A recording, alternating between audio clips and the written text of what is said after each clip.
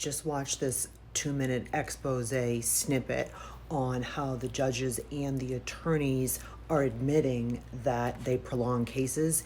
And it's even more disturbing how the judge does not place into any ramifications on the attorneys when they say false allegations. This is crazy, guys. I don't get it. I do not understand how this is acceptable.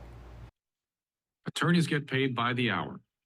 The more accusations they make towards the other side, the more things they ask you to send them, the more papers they file with the courthouse. The more they earn, and the more it costs you.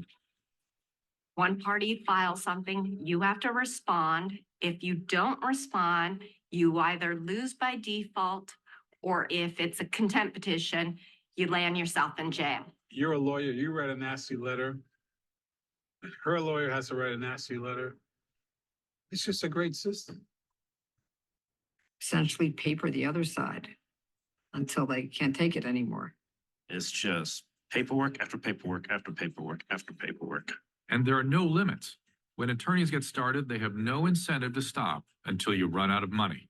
You have lawyers who are in it for the money, who are greedy, who will milk a case. If your case is taking years and years, then that means some attorneys just putting in a lot of frivolous motions to delay the case.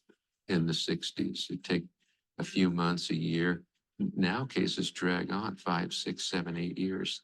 Which is extremely expensive, as you can imagine. The attorneys definitely don't want to settle the cases because once they do, their income stream has been cut off. And the lawyers have been granted complete immunity in family court.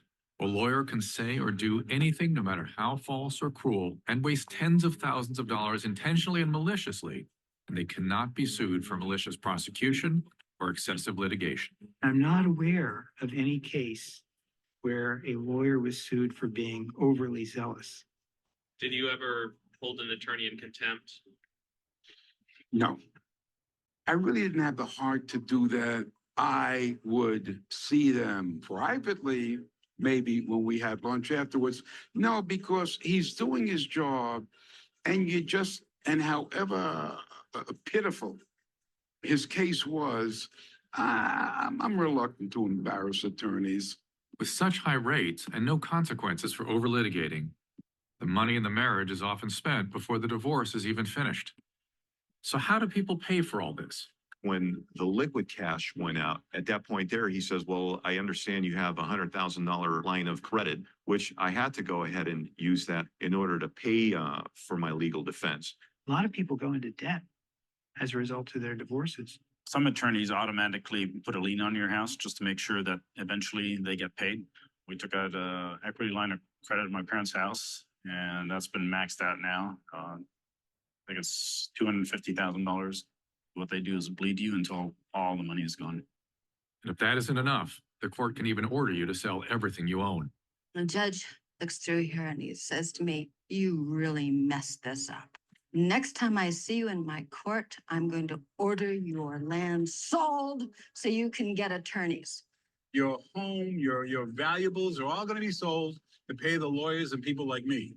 The court does regularly liquidate an asset, sell the house to pay that person to do their job. So the court system has become the marketeer, and under threat of a court order of contempt, have ordered you to comply with it, and then has ordered you to pay it, and will then collect it for them as their collection agency.